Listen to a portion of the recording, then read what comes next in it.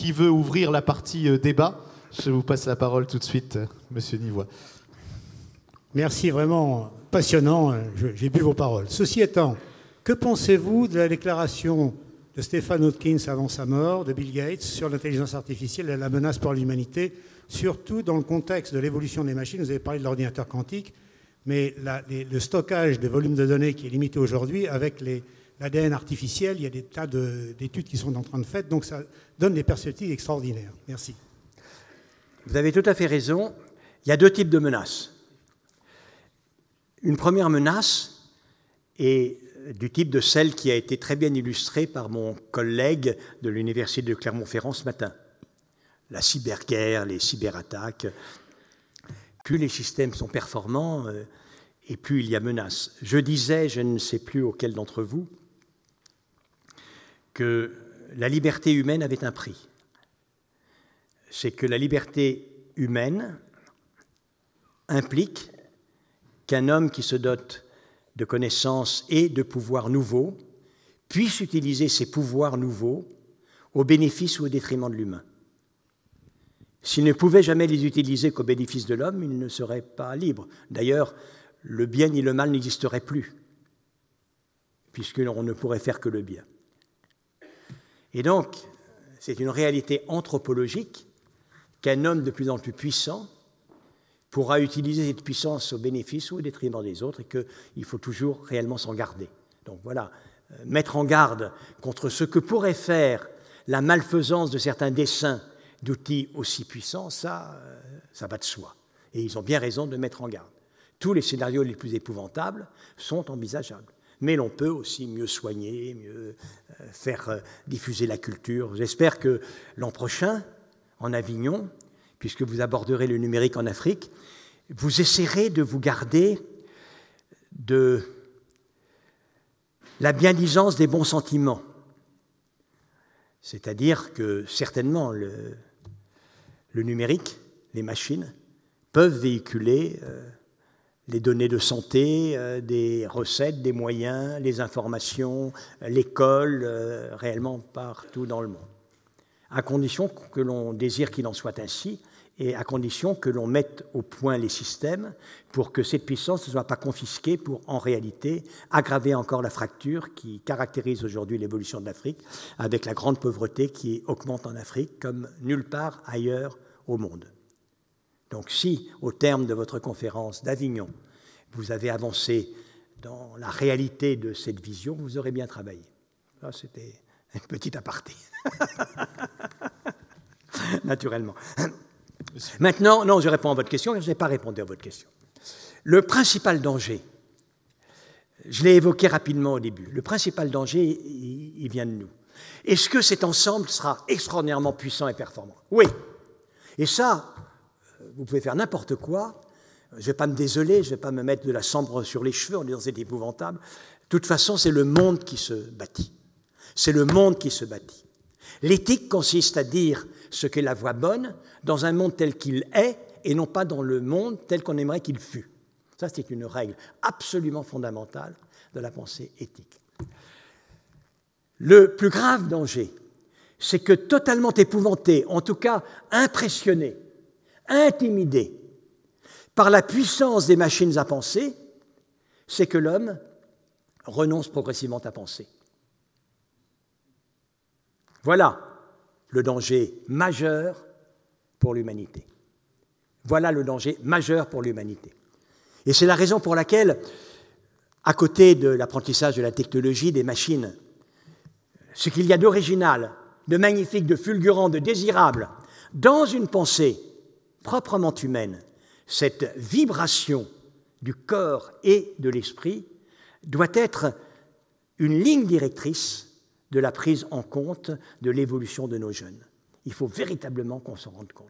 À ce prix-là, le pire n'est pas certain. Monsieur. Charles Mella, merci infiniment pour ce plaidoyer passionné pour l'humain, pour aller dans le même sens que ce que vous indiquiez. Je crois que c'est vrai que la machine peut avoir une capacité de mémoire infinie, elle n'aura jamais la mémoire involontaire dont parlait Proust, parce que la machine ne peut pas sentir. Et donc, s'il lui manque cette dimension-là, comme de même... Quand je dis sentir, c'est parce qu'elle n'a pas de corps. Elle n'a pas de corps, exactement.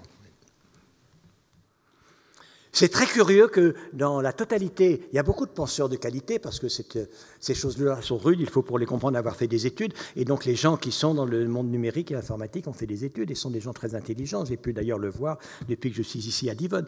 Mais cette particularité qui fait que l'intelligence artificielle reste artificielle a été insuffisamment évoquée, et ses conséquences insuffisamment travaillées. Anna Palis. Oui, sur l'instinct, M. Kahn, qu'est-ce qu'on peut dire? Est-ce que demain, il y a une menace sur ce qui caractérise quand même l'intelligence humaine? L'instinct fait partie de ce que j'ai réuni sous le terme de la troisième vexation. Nous ne sommes plus aux commandes de nous-mêmes. Nous sommes agis aussi par notre inconscient, par nos instincts, par tout ce qui est refoulé, etc., etc. Donc, ça fait partie des réalités de l'humain. Ce que l'on va dire, c'est que ce qui se met ici en place, ce pouvoir en tout cas considérable et impressionnant des robots intelligents, on va parler de robots intelligents en termes vernaculaires, de ces robots intelligents ne remet pas fondamentalement en cause la notion que nous avons que nos instincts font partie de ce qui nous agit et que nous devons compter avec. Alors, est-ce que ces instincts mauvais pourraient utiliser la puissance de l'intelligence artificielle? Oui, voilà. Mais nous avons également une propension, une aptitude à penser l'importance de l'autre. Autrement, il n'y aurait pas de société humaine. Et avec de la volonté, avec de l'éducation, eh bien, il faudra que, puisque nos instincts mauvais pourraient faire un mauvais usage de la puissance de l'intelligence artificielle, des robots intelligents, que notre aptitude à penser le bien se serve également de ces nouveaux dispositifs. Jamais on n'arrivera à évacuer le péril, mais on peut éviter qu'il ne nous submerge, voyez-vous. Monsieur. Moi, j'ai une question sur la formation. Imaginez qu'aujourd'hui, vous ayez 20 ans. 20 ou 30 bon, je n'ai pas ans. tellement plus. Hein. Non, je sais. Quelle est l'orientation ou le domaine que vous privilégieriez aujourd'hui, où vous voyez qu'il y a du potentiel et des perspectives à moyen terme, on va dire, pas à long terme, 5 ans. S'il s'agit d'agir sur la société et sur les humains qui font société, je dirais une formation double, qui est une formation dans les sciences humaines et les sciences du numérique et de l'intelligence artificielle. Voilà, ce sont les deux clés stratégiques. Pour être heureux, on sait bien, est-ce que votre but, à vous qui êtes jeune, un peu plus jeune que moi, pas beaucoup, mais tout de même, est-ce que votre but, c'est encore le mien, alors ça doit être le vôtre, n'est pas d'être heureux? Évidemment que c'est d'être heureux. Alors certes, vous avez des moments de bonheur tout à fait considérables lorsque vous arrivez à améliorer un algorithme génial pour résoudre une opération fantastique. Mais honnêtement, vous vous contenteriez de cela, ce serait un peu tristounet à la longue. Votre corps aussi, il participe à ce que vous cherchiez votre bonheur. L'intervention de l'humain dans la création du monde où vit l'humain est forcément également une intervention pour créer un monde humain où on puisse rencontrer le bonheur. Or, trouver le bonheur, ça ne peut pas faire abstraction du corps. Ça ne peut pas faire abstraction du corps. Monsieur. Olivier Kempf, je vois bien que... Mon général. Monsieur l'académicien. Je vois bien que la machine a une capacité de mémoire, et si je pourrais me dire l'homme a une capacité d'émoi, donc j'aimerais justement travailler cette notion d'émotion qui est finalement entre l'intelligence et le corps. L'émotion qui, je pense, vous allez peut-être nous préciser, est une caractéristique de l'humain. Est-ce qu'on n'observe pas justement aujourd'hui, avec tous les réseaux sociaux et ce qu'on voit sur les médias, et puis les réactions un peu épidermiques de nos sociétés, que justement il y a une accentuation des émotions et des émotions collectives. C'est-à-dire que tous les mouvements que vous avez décrits renforcent justement des capacités d'émotion, mais très réactives, très épidermiques. Est-ce qu'il n'y a pas un paradoxe? Est-ce que vous pourriez nous dire quelques mots? Oui. Ma réponse sera ambivalente. D'un côté, la réponse est oui, mais comme, je dirais, un sous-produit néfaste de ce qu'il y a de plus automatique dans le numérique, c'est-à-dire la répétition infinie de la parole unique. L'absence de capacité à remettre en question, en réalité, ce dont on considère confortable d'être convaincu ad vitam aeternam, et qu'il n'est pas question de remettre en cause. Et par conséquent, toute affirmation différente de ce que l'on sent être vrai, et qui peut être engendré totalement automatiquement si on veut, va entraîner une forme de violence, mais qui n'implique en rien les émotions du corps, si ce n'est la colère, si ce n'est cette forme de violence-là. Ça, c'est intéressant parce que cela participe également de ce danger que j'ai observé, qui était celui de moins penser.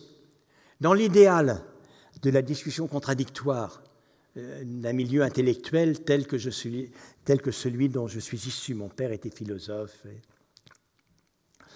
Il y a deux personnes qui sont en désaccord l'une avec l'autre, qui sont extrêmement fermes sur leur position, mais qui ont soif de s'enrichir de la contradiction de l'autre, et qui, évidemment, se font gourmandise éventuellement d'y puiser pour renforcer sa propre conviction, et puis la foi, parce qu'il y a une certaine honnêteté intellectuelle, pourront se laisser convaincre. Et c'est ainsi que les choses évoluent. Le système de ces réseaux, où il n'y a plus la sympathie du corps, où il n'y a plus que l'irritation de l'affirmation différente, crée une réaction presque automatique et où je dirais que la manière dont l'humain y participe est en grande partie décérébrée, en grande partie déshumanisée. Et oui, c'est, je crois, l'une des conséquences, sans doute, pas de l'intelligence artificielle, mais en tout cas des mécanismes d'interaction immédiate par les réseaux sociaux, certainement. Je vais souvent regarder Twitter. Il s'est produit quelque chose d'amusant, je vais vous raconter. Il s'est produit hier. Je suis très présent sur les réseaux sociaux, Facebook, Twitter, etc. Sur Twitter, je vois un article d'un monsieur que j'aime bien, qui est un journaliste, je peux dire son nom, qui s'appelle Samuel Laurent, qui a la rubrique sur les réseaux sociaux de décodeur pour le journal Le Monde. En France, il y a eu, parmi les multiples scandales quotidiens en France, il y a eu un épisode où le président Macron a été interpellé par un jeune chômeur de 25 ans et Emmanuel Macron a dit aux jeunes chômeurs, bon, écoutez, on est ici dans le 14e, il y a des hôtelleries, des cafés qui demandent du monde, traversez la route, je suis sûr que vous trouverez un emploi. Alors vous imaginez, ça fait un scandale absolument terrible. Et parmi les soutiens du président Macron, ils ont, et ça j'y ai fait allusion, extirpé des souvenirs de ce jeune homme, un profil Facebook qu'il avait publié il y a juste 5 ans, il avait donc 20 ans, qui représente un pistolet et de la drogue, en disant que pour lui, c'était ses idéaux de vie. Alors évidemment, les gens qui ont extirpé cela l'ont fait pour dévaloriser l'opposition au président de ce jeune homme. Et très très énervé, Samuel Laurent a dit que c'était absolument un scandale d'utiliser des informations vieilles de 5 ans pour déconsidérer quelqu'un. Alors je dois dire que là, les bras m'en sont tombés. Et je lui ai gentiment dit, mais alors dans les termes fleuris qui me caractérisent, je lui ai dit, vous avez raison, monsieur Laurent, chacun sait que jamais aucun homme politique et aucun journaliste ne va puiser plus loin que 5 ans dans les antécédents d'une personne pour sortir une information. Alors là, il est monté totalement sur ses grands chevaux, voilà. Et il est devenu fou furieux, en m'injuriant.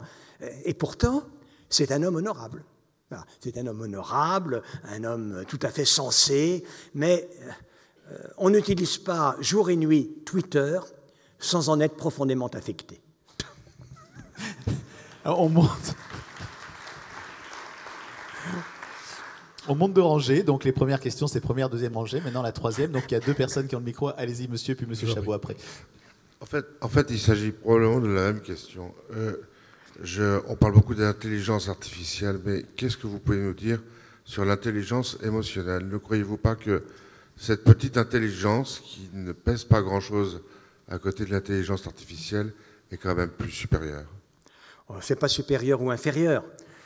S'il s'agit de trouver quelle est la recette, la méthode qui va permettre de faire revenir les astronautes de la mission Apollo 4, je crois, qui étaient gravement menacés, honnêtement, la machine qui n'était pas aussi intelligente qu'elle ne l'est maintenant, mais qui a trouvé la solution, il était préférable qu'elle n'eût pas d'émotion. Très préférable, très très préférable. Et de fait, elle a trouvé une recette et une solution absolument brillante et géniale, et on a pu sauver ces 3 astronautes. En revanche, s'il s'agit à un moment donné, et c'est ma vie que voulez-vous, c'est votre vie, s'il s'agit à un moment donné de dire mon amour à une femme, de lui dire combien mon cœur bat, que je la trouve belle, et combien, à la voir là allongée dans ce rayon de soleil, alors que le soir tombe sur ces sommets près de notre petite tente que nous venons de monter à côté du lac, je suis éperdu de bonheur. Eh bien, l'émotion ne peut pas être absente de mon langage, naturellement. Et ça, c'est 2 aspects de la vie. Comment? C'est peut-être Dieu qui les a sauvés là-haut dans le ciel. Alors ça, Dieu, le gros problème de Dieu, on peut parler de Dieu si vous voulez, hein, c'est que Dieu, l'on peut en faire l'hypothèse. Et pour ce qui me concerne, que l'on imagine qu'il y a un dessein intelligent de telle sorte que les mécanismes de l'évolution incontestables aient été pensés et que leur issue ait été voulue par un Dieu créateur, honnêtement, ça appartient à la sphère individuelle. Moi, j'arrive au même résultat et j'ai nullement besoin d'en faire l'hypothèse pour avancer. C'est tout ce que je pourrais dire de Dieu. J'en ai eu fait l'hypothèse, voilà, j'ai été fort croyant à un moment donné, et puis à un moment donné, à l'âge de 15 ans, dans les circonstances que je raconte dans mon dernier livre d'ailleurs, je me suis mis en marche, j'étais en chemin, je marchais, je me suis mis à revisiter les différents éléments du credo. Je crois en Dieu, certes je crois en Dieu, j'étais enfant de cœur, j'étais même dans une crise mystique à l'époque. Je crois en Dieu, et puis la Vierge Marie, tiens, c'est curieux quand même d'être vierge quand on a un enfant, ça c'est bizarre. La Sainte Trinité, 3 en 1, 1 en 3, oh, c'est compliqué, ça c'est même drôlement intellectuel. Et puis, au jour du jugement dernier, les morts vont soulever la pierre tombale et vont tous ressusciter. Ça quand même, ça me semble bizarre. Et donc, me mettant à revisiter les uns après les autres les actes de foi, dont j'étais complètement certain d'être totalement convaincu, je me suis rendu compte qu'en réalité, je n'en croyais pas un traître mot. Et j'en suis resté là. Mais ça ne vaut que pour moi. Monsieur à côté, allez-y. C'est difficile de poser une question après des réflexions sur Dieu. Donc, non, mais on peut redescendre. Hein. Ne vous en faites pas, je peux faire que ça. Vous vous sous-estimez, monsieur. Non, pas du tout. Je voulais juste vous dire qu'en vous écoutant et en me pénétrant de ce que vous disiez, j'entendais l'apprenti sorcier dans ma tête. Et je me demandais finalement si le progrès de l'intelligence artificielle, qui appartient de facto aux ingénieurs, ne devrait pas à ce stade du progrès n'être toléré que s'il était accompagné de philosophes, d'historiens et de gens qui ont un certain recul, de façon à ce qu'on n'accepte pas le progrès intrinsèquement, mais qu'on ne l'accepte que s'il peut avoir véritablement un côté de progrès humanitaire. Est-ce que c'est... Vous avez raison, mais je ne vous suivrai pas, quoi que vous ayez raison. Vous me rappelez ma femme. Hein. J'en suis flatté. Confus même. Pour quelle raison ne vous suis-je pas? Je vous ai dit tout à l'heure, l'exigence et le chemin éthique que l'on essaye de suivre exigent de le parcourir dans le monde tel qu'il est et non pas dans le monde tel qu'il fut. Et donc j'aimerais bien avoir à parler éthique dans un monde où tous les ingénieurs en intelligence artificielle qui ont la main sur les bases de données en permanence seraient en dialogue avec des philosophes, des sociologues, des psychologues, et puis pourquoi pas des hommes de foi, parce qu'il y a dans le monde des gens qui croient au ciel, ceux qui n'y croient pas, et ça forme notre humanité. Sauf que le moyen de demander à Google, à Facebook et aux autres d'agir ainsi, moi je ne le connais pas. Et n'empêche que Google et tous les autres, je parle de Google car c'est encore un cas très particulier, Google et tous les autres, ils existent. Et c'est le monde tel qu'il est. Et que voulez-vous que je vous dise? C'est aussi dans ce monde tel qu'il est qu'il faut que j'arrive à me poser la question, quelle sera malgré tout la place de l'humain et comment allons-nous essayer de la fortifier dans ce monde-là? Donc vous avez raison, mais hélas, je ne pourrai pas vous suivre parce que je ne crois pas trop à la réalité de la voie que vous venez de nous présenter. Monsieur là au premier rang, puis ensuite monsieur en haut. Allez-y. On a beaucoup parlé de machines et d'hommes. Où êtes-vous ici. Ah, veuillez m'excuser, monsieur. Voilà. On a beaucoup parlé d'hommes et de machines comme de créatures. On a parlé d'humains. Hein. Oui. D'humains, de femmes et d'hommes. Vous avez remarqué d'ailleurs que moi j'ai parlé d'humains et de femmes et d'hommes et pas d'hommes. Ma question est, qu'est-ce qu'il faut penser de la bionique et des cerveaux augmentés avec plein de capteurs, avec une mémoire externe au corps humain? Le transhumanisme, vous allez me poser la question du transhumanisme. Et à partir de quand la machine n'est plus tout à fait une machine et à partir de quand l'homme n'est plus tout à fait un homme? Merci de votre question. Il était bon qu'elle me fût posée. Tout d'abord, je voudrais que l'on écarte des faux semblants. Le problème éthique, le problème moral, n'est en rien parallèle au degré d'artificialité que l'on introduit dans l'humain. Je vais vous donner un exemple. La France a des soldats qui sont engagés sur des théâtres d'opérations dangereux, notamment au Mali, un peu à la frontière syrienne, mais surtout au Mali. Il y a eu des morts déjà, et imaginons qu'une de nos jeeps saute sur un engin explosif. Il y avait 4 participants, 3 sont tués, déchiquetés, un autre est très très gravement blessé. Il a perdu les 4 membres, il a eu les yeux brûlés, il a perdu la vue, il a un traumatisme thoracique qui a entraîné un traumatisme cardiaque.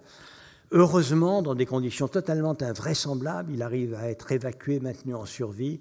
On le met dans un système de circulation extracorporelle et grâce à la mobilisation de toute la science, de toute la robotique, de toute la microélectronique, de toute la connaissance des interfaces machine-cerveau, on dote ce soldat gravement blessé de 4 membres artificiels mus par la volonté qui lui permettent de retrouver l'agilité de ses doigts.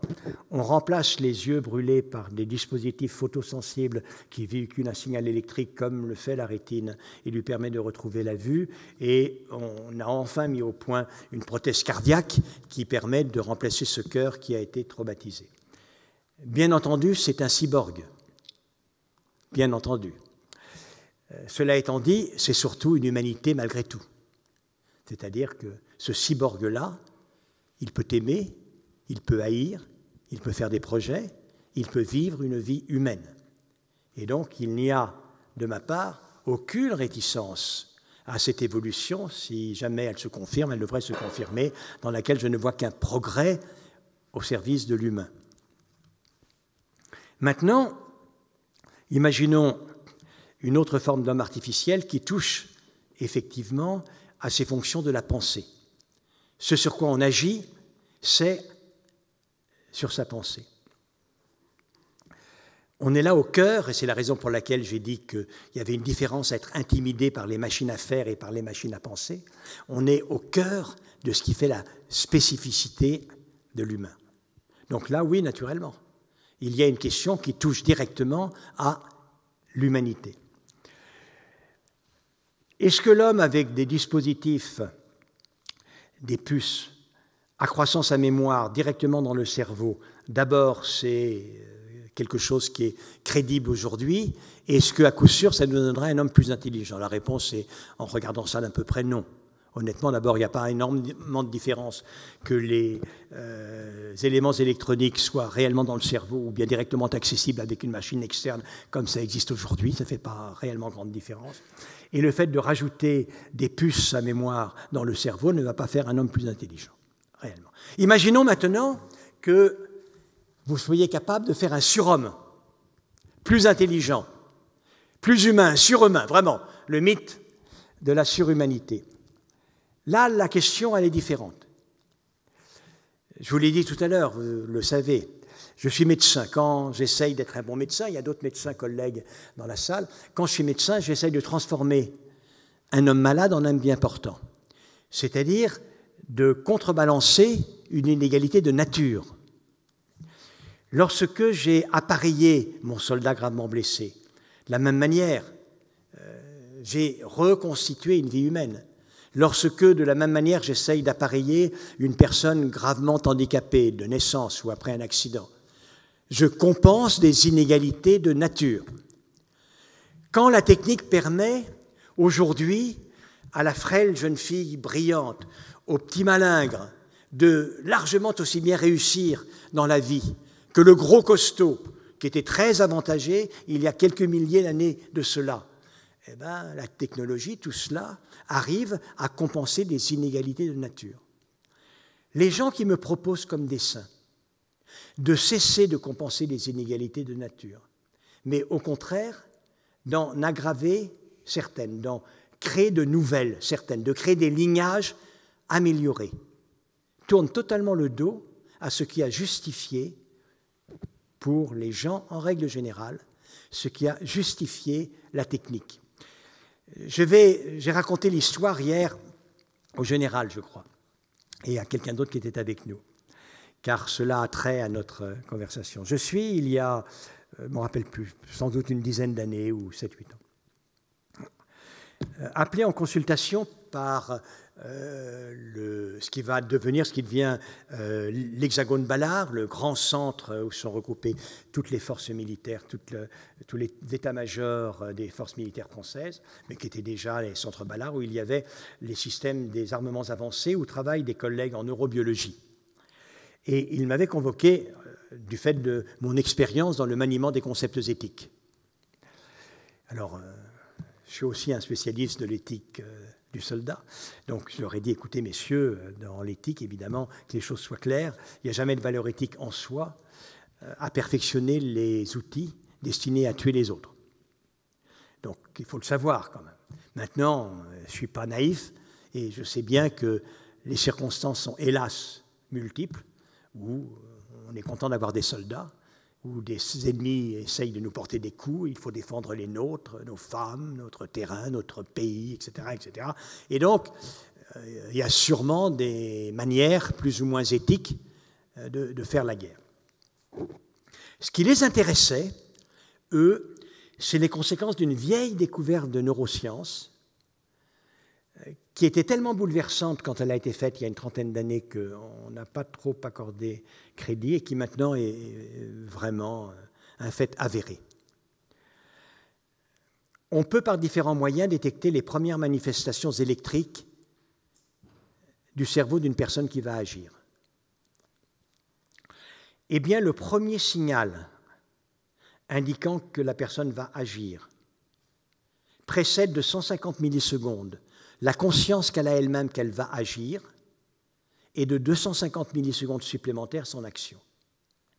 400 millisecondes. C'est évidemment une découverte qui pose des questions immense, mais je n'ai pas le temps, ce serait une autre conférence, je n'ai pas le temps de rentrer dans ces questions. Mais vous voyez bien là où voulaient en venir mes collègues.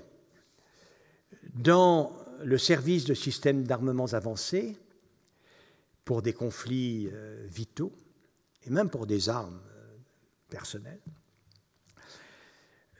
la non-défaite ou la victoire va à celui qui tire le premier.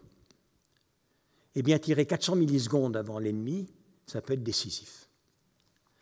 Et donc, la question était, si on arrivait à trouver des dispositifs non invasifs, sans mettre des électrodes dans le cerveau, si on arrivait à trouver des dispositifs non invasifs, des casques, qui permettent de détecter ce signal, indiquant que le serveur du système d'armement va actionner le système d'armement, alors on tirerait quelques centaines de millisecondes avant l'ennemi et on l'emporterait. Qu'en pensez-vous d'un point de vue éthique, Monsieur Kahn? Monsieur, allez-y. Oui, merci. Non, mais j'ai répondu. C'est une question. Oui, oui. Alors, allez-y. Excusez-moi, j'aurais répondu. Je leur ai dit, parce que c'était vraiment au cœur de votre question, je leur ai dit, écoutez, la discipline militaire est une grande vertu et ce que l'on attend du soldat. Cela étant dit, toujours, la discipline militaire est au risque qu'au moment d'agir, c'est-à-dire d'exécuter l'ordre, celui qui doit l'exécuter convoque l'exécution de cet ordre au tribunal de sa conscience et ne l'exécute pas. Et même s'il est un soldat discipliné, on peut l'attendre d'une armée efficace, son humanité réside dans cette possibilité. Si vous l'empêchez de se convoquer au tribunal de la conscience, simplement vous supprimez la part humaine qu'il y a dans le soldat, quand bien même il est fait d'eau et de chair que vous avez devant vous. Et il n'est plus question de parler d'éthique, car l'éthique dont je parle est une éthique qui consiste à respecter l'humain partagé entre nous. Voilà un élément tout à fait essentiel, général. Je vous en prie. Voilà, on a plusieurs autres questions. Alors allez-y, monsieur. Oui, bonsoir, monsieur Kahn. Merci pour cet exposé. J'avais juste la notion d'instinct de survie, parce qu'on part du principe que nous sommes des animaux à l'origine, hein, je dirais, et on a un côté un petit peu reptilien. Et je voulais avoir votre opinion par rapport à l'évolution justement de l'intelligence artificielle, qui sépare malgré tout le corps de l'esprit, et en fait que l'homme en fait perd sa capacité à réagir et à s'adapter à son environnement. L'instinct de survie persistera. L'instinct de survie est un instinct animal extrêmement ancien, qui est même partagé d'une certaine manière pour tous ceux, ils sont nombreux, qui ont lu La vie secrète des arbres, qui est partagé par les végétaux. Les végétaux sont dotés de mécanismes adaptatifs liés à l'évolution qui les amènent à réagir aux agressions. Et donc, dans toute l'échelle du vivant, il y a des mécanismes qui, chez les animaux, se manifestent par la fuite ou bien par telle ou telle action, l'agressivité, suivant les cas, qui est réellement l'instinct de survie. L'intelligence artificielle n'est pas appelée à perturber cet instinct de survie. Elle est éventuellement appelée à lui faire perdre toute possibilité d'efficacité. Évidemment, ça c'est un des points dont on a parlé hier soir avec des amis et dont j'entretiendrai bientôt les états-majors français devant lesquels je dois m'exprimer. C'est tout le problème d'un tour de la guerre aujourd'hui, où au conflit entre des forces, les uns sont plus forts, tout le monde essaye de se protéger, de ne pas mourir, etc. Mais tout le monde prend des risques. Même quand on a un canon, l'autre il finit par avoir un canon, on est en avion, l'avion il peut être descendu, etc. etc. Aujourd'hui, quand vous commandez le tir d'un missile sur une maison où il y a des rebelles, dans le désert irakien, alors que vous êtes soldat chez vous, car l'armée américaine l'autorise aujourd'hui, ou alors dans un poste de commandement dans l'Iowa, il va de soi que, quel que soit l'instinct de survie des chefs dans la maison irakienne, ils ne peuvent pas en réchapper, et que, par ailleurs, le serveur dans l'Iowa est totalement inaccessible. Il est invulnérable. Lui, il ne risque rien. Donc, la guerre moderne remet profondément en cause des concepts traditionnels sur lesquels se sont bâtis au fil des millénaires, en réalité des siècles en tout cas, les lois de la guerre. Alors on va prendre, si vous voulez bien, les 3 dernières questions ensemble. Il y a des personnes qui ont déjà les micros, et puis je vous proposerai peut-être une réponse globale à ces 3 questions, parce que je crois que l'heure court et que vous avez quelques contraintes. Et en tout cas, merci de cette longue session de questions-réponses. Donc monsieur, madame la présidente et monsieur qui a le micro. Allez. Je ne sais pas si la question va pouvoir être répondue dans le global, mais vous avez parlé de plaisir tout à l'heure, de bien-être. Il se trouve que je voyageais cette nuit en voiture, j'écoutais France Culture, et il y avait la sexualité, le droit sexuel est-il un droit de société? Et donc vous avez parlé d'handicap, et vous avez parlé tout à l'heure de plaisir, de jouissance, etc. Pardonnez-moi. Et vous avez dit, bon, l'esprit et le corps. Et le robot n'a pas de corps. Or, aujourd'hui, on se pose la question, donc de la médecine sexuelle, de l'accompagnement des personnes handicapées, etc., etc. Quel est votre point de vue là-dessus? Vous avez parlé, et on atteint des perfectionnements de robots. J'entendais ça, j'étais secoué hier soir, cette nuit, où la peau est encore presque celle humaine, je dirais. Et les sentiments de ces... Je vais vous répondre très rapidement. Excusez-moi, je vais répondre directement parce que la réponse, bon, c'est un sujet que je connais très bien. Je suis parmi de multiples activités le président de la Fondation internationale de recherche appliquée sur le handicap, et on est évidemment en plein dans ces questions-là. Personnellement, je ne suis pas favorable à la légalisation de réseaux de prostitution pour les personnes handicapées. Car cette instrumentalisation systématique, car quand on parle de cela, c'est toujours en réalité les femmes pour des personnes handicapées hommes. Et cette utilisation permanente des femmes pour résoudre un problème chez les hommes doit à un moment donné connaître une fin. Et donc, je vous le dis, c'est une question qui a été discutée. Moi, je n'y suis pas favorable.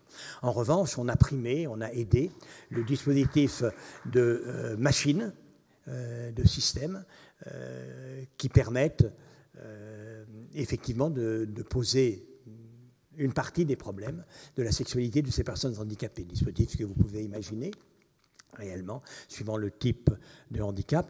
Ça n'est pas c'est pas très très difficile parce que dans l'acte sexuel, il y a 2 parties.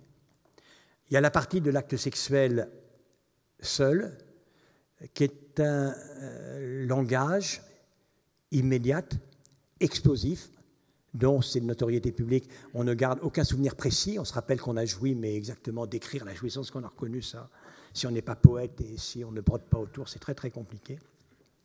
Qui est le type même du domaine de la réaction du corps. Et puis, il y a par ailleurs tout l'accompagnement affectif de la peau contre la peau, le visage contre le visage, les yeux dans les yeux. Or, et ça j'y ai fait allusion, des machines pour vous faire jouir, c'est facile. Et des machines pour aider des personnes handicapées à jouir, ça c'est facile. Et je crois qu'il faut naturellement laisser se développer tout à fait cela. Et par ailleurs, que même en dehors d'une sexualité concomitante à travers l'acte sexuel, il y ait cet accompagnement corps contre corps de personnes aidantes qui fait partie de l'édification psychique de la personne handicapée. Madame. Merci, monsieur, d'avoir partagé avec nous votre réflexion à la fois profonde et par certains aspects très poétiques. Le thème de votre intervention aujourd'hui était quelle sera la place de l'humain. Ma question est quelle sera la place des femmes dans cette révolution numérique en cours. On sait que la diversité des profils, notamment de ceux qui développent, qui codent, qui réfléchissent à ces problèmes-là, est extrêmement importante. Comment est-ce qu'on peut sensibiliser les jeunes filles, les jeunes femmes, les femmes à ces métiers-là, et les hommes aussi de manière générale, sur ces questions de représentation à la fois des métiers du numérique et de manière générale sur l'évolution de notre société en lien avec cette question? Le seul obstacle pour que la place des femmes soit très conséquent, ce sont les hommes. Pourquoi disais-je cela?